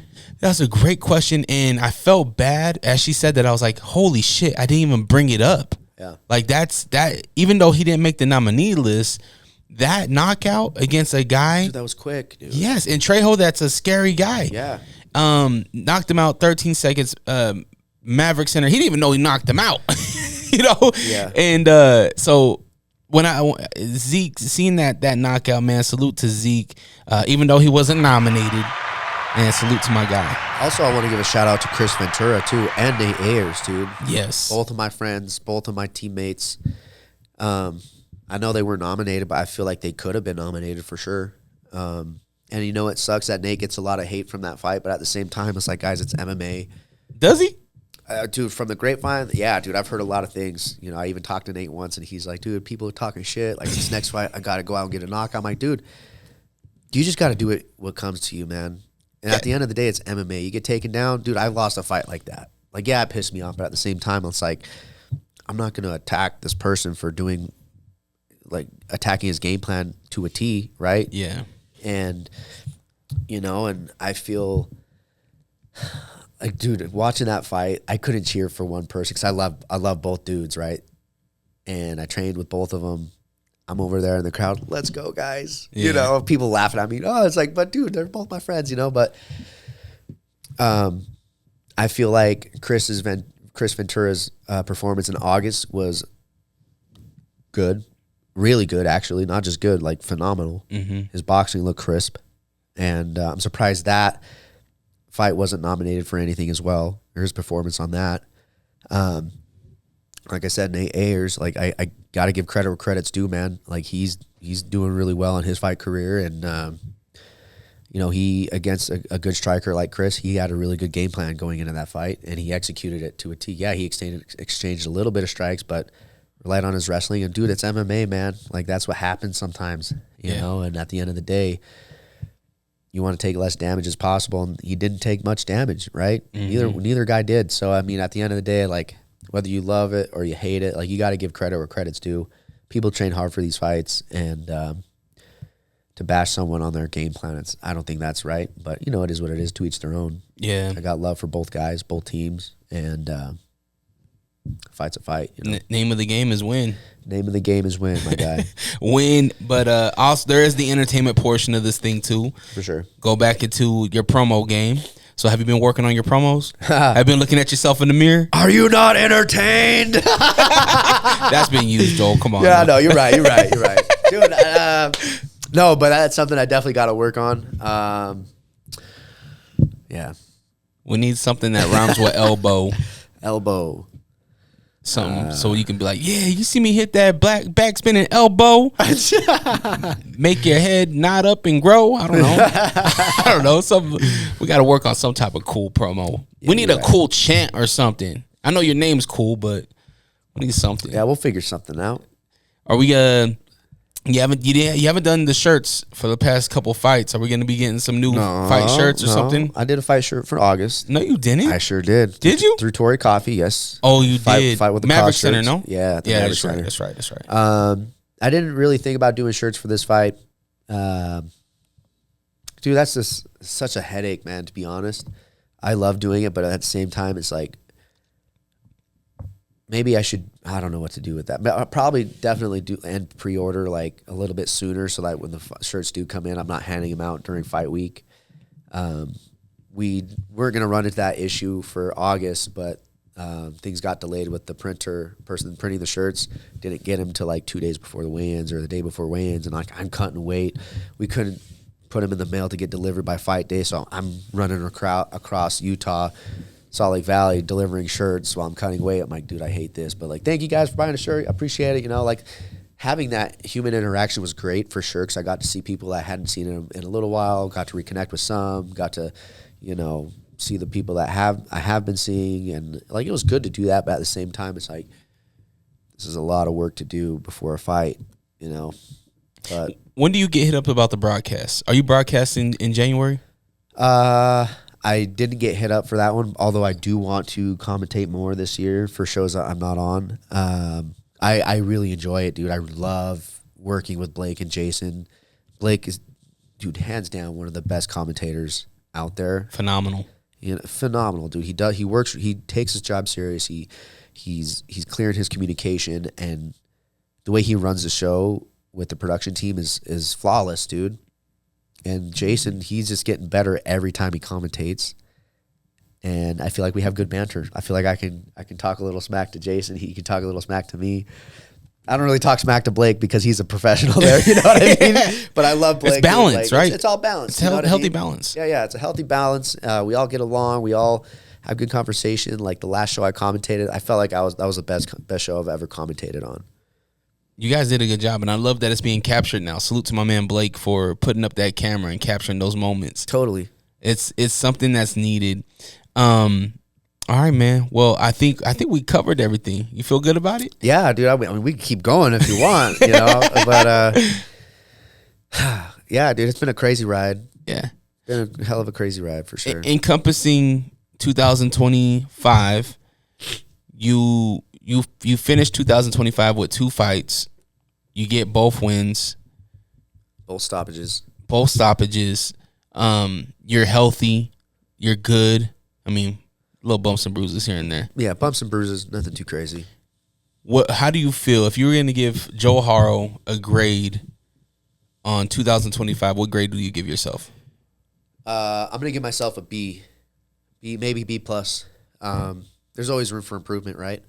But for the things I've had to overcome in my personal life this year, you know, I got to give myself a pat on the back and give myself a little grace and actually step back and be like, dude, I'm proud of the work that you've done on yourself, not just in fighting, but I feel like this year I've grown a lot. And, you know, I just got to keep the momentum going. You know, I can't get complacent with my growth. I can't get complacent with my growth in fighting. I can't, you know, I got to let that growth keep evolving, you know, and limit distractions. Yeah, focus, laser focus. Yeah. You went out to Colorado. Do you plan on going to other gyms around the country? Have you been invited? Is there a gym that you would really want to go in? I haven't been invited to any other gyms, but I really do love Colorado. I can see myself moving there someday. I'm not sure when that day is coming, but I really love to move out there soon. Is it the gym? Is it why Colorado? It's the gym. It's the culture around Colorado. It's the culture around the gyms, the communities that I've kind of grown into out there. I don't know, man. It's just like Colorado, Denver specifically reminds me a lot of here, right? And to an extent, I feel like I've outgrown Utah. I love Utah, don't get me wrong. Utah's always going to be my home. Yeah. I'm always going to put Utah on my back. But at the same time, like, I kind of feel like at some point, you got to get out of Dodge, right? And I feel like Colorado is going to be the spot for me to get out of Dodge. Do you? I think so. Why do you feel like you have, what is it that you have to leave for? Because as we mentioned, Fierce is bringing you all the talent. Oh, for sure. You're getting all the names. For sure. Why do you feel like there is something that's calling you to get out of Utah? I don't know. I kind of feel like that might be the move to make for my career, for my fight career. And I could keep coming back and forth. But like, if I could have that quality of training with the high level of quality of partners that I can have out there, because I've trained with Corey Sandhagen, I've trained with Neil, I've trained with a bunch of high level guys out there that are on the same path that I'm on, that are seasoned vets, that are a lot better than me, right? And I'm not saying my partners here aren't, because they are really good. But at the same time, it's like, okay, I don't want to get complacent at a gym again. I don't want to, I don't know. It's kind of hard to explain. Not really, because like going out there, I feel me leveling up every single time that I'm out there. Yeah. And I was talking to one of my friends yesterday. We went out to dinner, and he's like, dude, I remember every time I would call you when you spent that month out in Colorado for your camp, I could hear how happy you were. I could hear the happiness in your voice.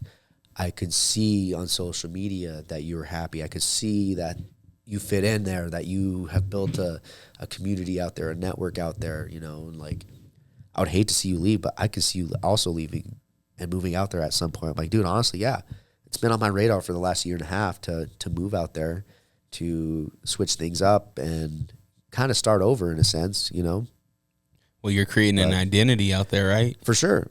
For sure. So at what point do you know the time is right to make the leap? Obviously things financially need to be in place for sure. And with my current job right now, like I've got some deals that I've been waiting to be closed, and they're going to be closed in the next couple of months. And, we'll see where the wind takes me, wherever the wind blows, right? But it's also one of those things I don't want to force. If it's going to happen, it's going to happen organically. It's going to happen on my terms, not because, I got money now, I'm going to move, right? We got to let things unfold the way they're going to unfold. And if it happens, it happens this year. But that is something on my bucket list that I do want to accomplish within the next couple of years, at least, to make a move out there. With 2026, you mentioned that you want to be active. Is the plan? I keep on hearing one more fight and then possibly a bigger opportunity. Is that the only plan A? Is plan B to go for a title? Is it to get that FFC strap again? Like, is there any of that? Absolutely, dude. Absolutely. Whether this next fight is for the strap or not, but at the end of the day, I would love to have that strap again. I would love to be champion here in Utah before I go on to bigger and better things. But at the same time, winning the title isn't necessarily going to do too much for me. Having the conversation with my manager, that's something that we did discuss. He's like, I'll leave that open to you. If you really want to get the strap, let's get the strap. If you don't, let's go after a big name. Let's go after a big name and a strap, But the strap isn't my end goal, right? Yeah, it would be cool. Little side quest to get a strap. But then also I need to stay focused on the goal at task is let's fight a big name and let's get a good win over them and get to Contender Series. If that doesn't happen, then let's stay ready so that we can get a short notice call. If that short notice call doesn't happen, all right, let's look at LFA. Let's look at Fury. Let's look at A1 Combat in California. We have options to fight out of state. That's what I really want to do this year. Mm-hmm. If the UFC and the Contender Series doesn't happen, I do want to fight out of state. I do want to get out there. I want my name out there. I want to fight on a UFC Fight Pass show. I want to do all these things, right? And we're going to make these things happen.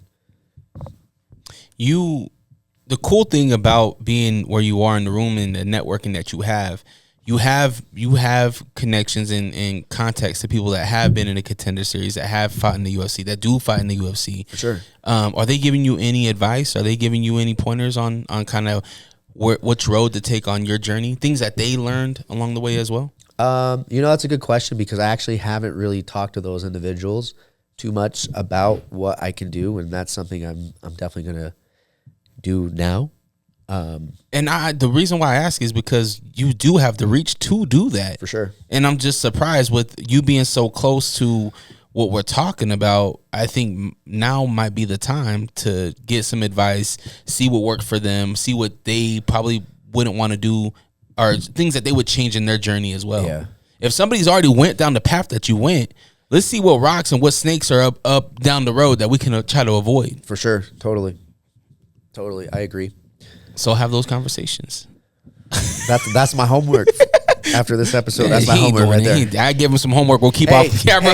Hey man, I did do my homework. I did tell you. Guys, I did my homework. Don't let this guy fool you. I did my homework. If you look at the last episode, there's a whole block I had to edit out because of this fool. I did my homework though. That's all that matters, right? Yeah, you did. Okay. All right. Any holiday plans? You guys do anything for Christmas or anything like that? I'm definitely gonna see my grandparents. Shout out to my grandparents. They get claps. They get claps for sure. They're the best. They always come to my fights. Shout out to my Uncle Art that always comes to my fight. My Uncle Johnny that comes to my fights. The whole Diolas family coming out to support me. It means a lot to carry that torch of the Diolas family, the fight family, right? And dude, we'll probably spend some time with the grandparents, spend some time with my mom, probably go see my dad a little bit. He and I have been working a lot on our relationship. Hey, what does the grandparents think about fighting? I don't think I've ever asked you about your grandparents thinking about what you're fighting. My grandma absolutely hates it. Every time I'm getting ready for a fight, she's like, Jolie, I really wish you stayed playing baseball, mijo. Like, I don't like seeing you hurt somebody or get hurt. I don't like it, but if it's something you really like, I support you. But just so you know, I don't like it. I'm like, okay, thanks, Grandma. And then they panic Grandma. Yeah. She's like,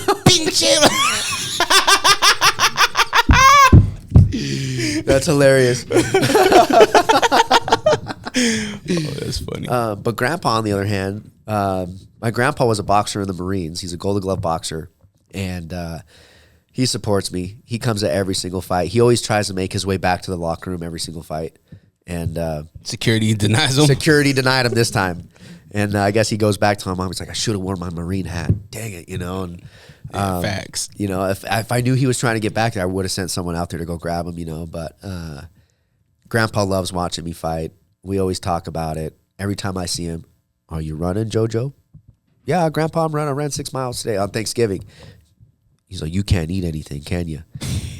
And I was like, nope, you don't get to eat today. I'm like, well, I could eat something, And, he's like, okay, well, did you run today? I was like, yeah. Did you train today? Yeah. Okay. You can only have a little bit of food, right? Mm-hmm. So, Grandpa supports me. He loves watching the fights. He comes to every single one of my fights. I think he only missed one due to COVID. So, from my amateur days to my pro days, he's always been there.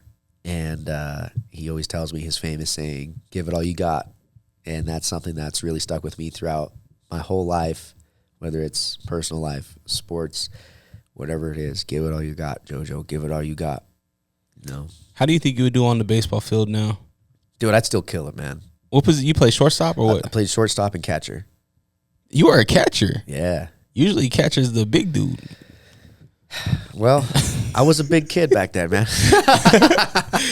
Did you ever get anybody thrown out? Oh, dude, people wouldn't steal on me because I'd throw them out. Really? I'd pick people off at first. Did you play high school? I didn't make the high school team. Damn, you suck. Dude, and you know what? I got some qualms with some of them coaches, bro. One of the coaches was one of my wrestling coaches. So I was like, bro, you ain't gonna get me on the team? Come on, man. I went to every practice. I showed my skills. Whatever. I'll take you down in practice, Coach Goff. It's all right. Did you ever take him down? I did, dude. And he got so pissed. It was so funny. Damn. Shout out to you, Craig Goff. Thank you for everything you've done for me. Has he been to your fights? I don't think so. I don't think any of my wrestling coaches have been to any of my fights. They've seen pictures and stuff on Facebook posts, whatever. One of my old wrestling buddies did hit me up. He said he was going to come to the fight. I'm not sure if he did, which is okay. We all lose contact after graduation anyway, so I don't take offense to it. I know if I saw them, we'd pick up where we left off, and they would show their support somehow. When you're done with your fight and you go back into the back, are you checking your phone then, or are you waiting until you get home? Because I'm sure you're getting tagged and all the people. Yeah, I look at my phone. I get all the text messages, phone calls, the mentions, and then I see everybody outside after. And dude, I'm not gonna lie, I stayed off social media for I was reposting people's stuff, but I was like, dude, I want to just hang out with the people I'm with right now, because we always go to my mom's after, hang out with whoever wants to come. We get some pizza, we hang out, we visit, and it was a small group this time, and I was like, I'm just gonna live in the moment. I'm gonna give everyone my undivided attention, and I stayed off social media for a little bit because I felt it's overwhelming, dude. I'm not gonna lie. In what way? I'm a people pleaser at heart, so it's I gotta make sure I say something to everybody, repost everybody, so everybody posted and stuff. If I didn't repost you, I'm so sorry, but at the same time, it's I just got done fighting. I went through a fight camp. I went through a weight cut, went through a fight. That's stressful enough. Yeah, I won. I didn't take much damage, but at the same time, dude, I'm exhausted. I didn't sleep much the night of the night after the fight. And then I see the people I want to see, the people that mean the most to me. But that's also all right, Joel, you got to take some time for yourself and recover, dude. I stayed off social media. Didn't really talk to anybody. I was like, I'm just gonna veg out with my dog. My dog and I are gonna hang out. And because during fight week, I gave her to my mom to watch her because I was like, it's a lot of stuff going on this week. So my mom took care of her. Shout out to you, Mom. But you know, I love my dog. We hung out. We did the stuff that I needed to do for my dog. Might sound dumb, but like, dude, spending quality time with my dog was like priority number one, and just taking care of myself and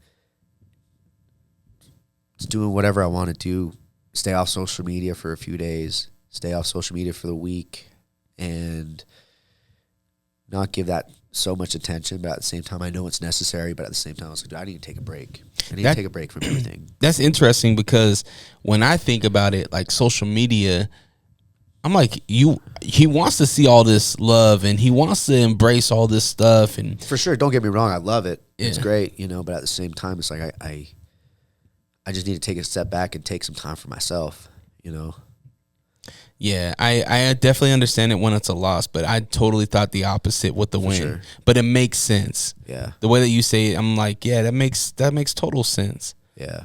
When you have your dog walk you out, is that a possibility? Dude, I would love to have my dog walk out with me, dude.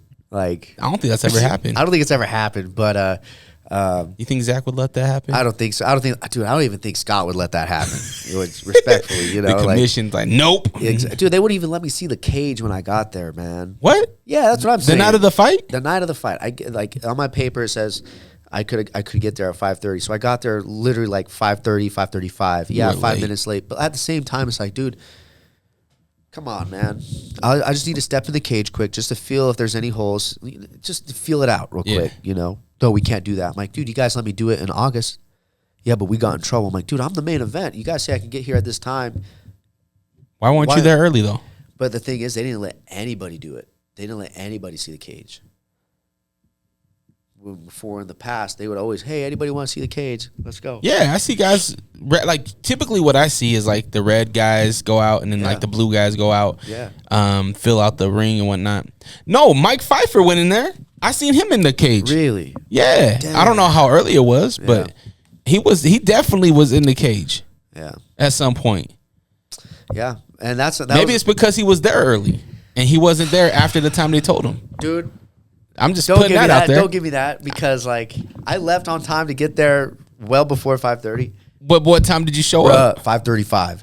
Yes, I was 5 minutes late. Take responsibility. I take responsibility, but at the same time, I took an Uber, right?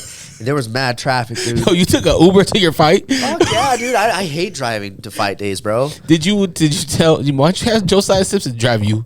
Because he was, you know, attending his newborn baby. Oh, yeah, that's right. Salute to Josiah. See, another reason why he should have won Fighter of the Year. Yeah. Josiah, I love you, bro, but this guy over here, man. Damn. So, damn. I mean, it makes a difference, though, if you fill out the cage before a fight? Apparently not, because I still won, right? So what are you crying about? Dude, that's the ritual, bro. That's a ritual. Did you say, do you know who I am? Did you hit him with that? I should have. Don't be an asshole.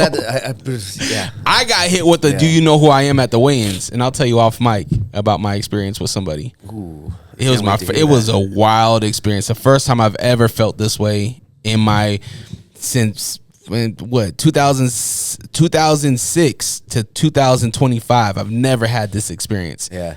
And this experience really upset me. I'm not gonna lie. Damn. But I'll tell you off mic. Off air. Huh? Yeah, I'll tell you off mic. Off air tea, guys. Yeah. Hey, what's anybody you want to show some love to? Anybody that supported you, sponsors, anything like that? Absolutely, man. My man Jason Trujillo at True Culture Tattoos. Hit him up for any portrait or realism tattoos. He does majority of all my tattoos that I have. Hit him up. He's local here in Utah in West Valley. Are you gonna let him blast your neck or your back? Well, I mean, we're working on this sleeve here, so I mean, he's gonna blast my arm. Is that you? Sure, we could say it's me. Who is it? Is this a fighter going to the top? Yeah, bro. Actually, yeah. So this is representing the things that I've had to overcome in life, breaking away from chains. Right. This is representing the next obstacles in life that I'm facing, and this is pushing up the rock up the stair. We got stairwell, like a staircase here. That's dope. And we got a clock up here to represent my time / patience. So that's sick. Yeah, dude. So when you get with and what's the guy's name again? Jason Trujillo. When you get with Jason, are you like, hey, this is what I'm thinking, this is what I want, and then he just goes to work? He goes to work. I also told him, like, dude, I want a dagger on my arm here. I want the knife. I want the dagger facing this way, to represent multiple other things in my personal life, which is why I want a dagger. But then also, dude, I want it here. Pull that mic to you. There you go. Is that better? Yeah. But I told him, dude, I want it on my elbow so that when I throw spinning elbows, I'm slicing people with my dagger, right? And then we were going to do it before the Horsley fight, but we ended up working on my arm instead. But I ended up knocking Justin Horsley out with this elbow. So it would have been perfect. Yeah, it would have. Damn it, Especially if they would have caught it on camera. Right? Would have been sick. But hey, there'll be another victim to the spinning elbow eventually. Why don't you, for the next merch, why don't you do elbow pads? Elbow pads? Yeah. Like The Rock. Just have it say Haro. Yeah, we could do that maybe, but I mean, people showing up to a venue with elbow pads on. Yeah, and then when you win, we all throw the elbow pads in the cage. Yeah. We all sign them and then you can keep them. Yeah, I guess you're right. Give them back maybe, to you. Maybe. I don't know, I'm just thinking. Josiah, give me promos. I want to do hats or shirts or hoodies. I don't know. All right. I'll do a cool drop of a shirt or something. We'll figure that out. Does he have a social media, your tattoo artist? Yes. You can hit him up at True Culture Tattoos or at Jason Trujillo. What is his it's got a number involved in it. I'm not exactly sure what it is. Damn. Sorry. Going crazy on the TikTok. Oh, dude, my For You page is crazy. Jason Trujillo, 1984, or at True Culture Tattoos. And then also, I want to give a shout out to Salt City Seamers, located in Murray. Skylar Peterson and the whole crew there. Thank you so much for always supporting me. What's Salt City Seamers? They do upholstery work. Okay. Yeah, so if you need any auto upholstery done, go hit them up. They do really quality work, and you can find them at Salt City Seamers on IG. And then also, obviously, Tory Coffee, TJ Mitchell, and everybody involved with Tory Coffee. Thank you always for having my back. If you haven't yet, get yourself some Tory Coffee. Use promo code HARO1 to save 10% off your order. And then Performance Honda Bountiful with Papa J. Thank you, Jason Laporte, and the whole team over there for supporting me as well and helping me on this journey. And then a partnership that I worked out for this last camp with Cool Recovery Club in South Jordan. They specialize in recovery. They got 4 ice baths. They got a 20-person sauna. They have an infrared sauna. They have a hyperbaric chamber. They've got compression arm sleeves, compression pants. They've got scrapers. They've got cups. They've got everything you need to help you get back to 100% recovery, red light therapy, and everything there. Shout out to the owner, Brig, there for partnering up with me for this last fight and keeping me recovered and on point, getting ready for the fight. These are good services too, even if you're not a fighter, right? Oh, absolutely. You don't need to be a fighter. If you're feeling aches and pains from just everyday life in general, go drop into Cool Recovery Club. Let them know I sent you. They'll take really good care of you. And face your fears with the ice bath, guys. I'm telling you, ice baths are where it's at. I feel like it's better than cryotherapy. That's just my opinion. Other people will say whatever, but if you've never tried the hyperbaric chamber, you got to give it a shot. I felt night and day difference after a few sessions with that, and then also the recovery sleeves, their compression pants sleeves. They do the hips as well. And you said ice bath? Yeah, dude. You ever pee in it? Hell no, dude. Why you lying? You can't be peeing in an ice bath. What was his name? This guy's peeing in an ice bath. What was his name? What's his name? Brett? What's the owner? Brig. Hey, put the chemical pill in there. This guy. Put the chemical pill in there, and if it changes colors, we know this dude peed in it. No, I do not. Don't pee. I don't pee. No. You definitely. It's cold. Every guy pees in cold water. I don't pee in cold water, especially. You're lying. You're lying. You're lying. He pees in the water. This right here says that Dre pees in the pool. I pee in the pool. I admit it. What are you talking about? I live my truth. Hey, but you don't. Hey, man. The body, no, this is a scientific proven thing. The body, to protect itself, is saying, hell, I'm cold. I need to warm up. So it lets out some urine. That's to keep you warm. But you can also hold your urine. You want to walk around with a UTI? Hey man, I hit the bathroom right after, dude. No, see, we know he's lying because typically you'd go before. If you don't go before, you're not going after. You're going during. Oh, I'm going after for sure. No, you're peeing. You pee in the water. It's okay, Joel. It's No, okay. dude. No. Salute to what was it called again? Cool Recovery Club, South Jordan, Utah. Just don't go in there after him. Go check him out. If Dre's there, you know you can't hit the ice baths because you know he's probably peed in every single one of them. They definitely don't want me in there because I'm peeing all over that thing. This conversation took a little turn, but it's it's all honesty. good. What else? Who Honesty. Who else? Let's see. We got a car company. We had health and wellness. We have any CBD companies that we need to shout out? No CBD companies actually. Yeah. Not yet. All right. Give a shout out to my parents, my mom and my dad. To the family. To the family. My mom does a lot to support me on this dream. So does my dad. And I gotta give credit to both of them. They gave me life, right? And they've supported me since day one when I told them that I wanted to fight, and then when I started fighting, and even when I started fighting professionally. So I got to give a shout out to them as well. They've helped me out a lot, and obviously my coaches, past and present, my teammates, past and present. Thank you everybody for being a part of the journey with me. Now, are you sure there's nobody else? Because you took the time to give everybody love. If you left off anybody, they're gonna be like, "Man, I gave you a couple bucks, man. What?" Yeah, now he's thinking anybody. Dude, you put me on the spot, bro. You got to take this out of the podcast, dog. You got to take it out. All right, no, I think you hit everybody. I'm pretty sure I hit everybody I hit everybody. Your trainers and your gyms have already got too much love. Not too much, but they ever got a lot of love at the beginning. But salute to the dojo, Die Standing Boxing Club, Phoenix Performance Institute, Agima Jiu-Jitsu. Salute to everybody. Damn, he just having fun with that mic over there, huh? Yeah, gotta have fun. What's spinning around? Trick, doing tricks over here, Joe, what's the social media? Where can people follow you? You can follow me on Instagram at Joel Haro MMA. That's about it. And then if somebody wants to, they watch this, they watch your fight, and they're like, man, we want to support this guy. How can they get in touch with you about being a future sponsor? You can send me a direct message on Instagram, like I said, at Joel Haro MMA, or you can get in touch with my guy Dre over here. We can facilitate that as well if you're listening to this podcast. Middleman, but if you do chirotherapy or anything like that, just know I'm gonna need a pool to come pee in. We're not taking Dre to go do some ice baths. I think that's something that we have established during this podcast for sure.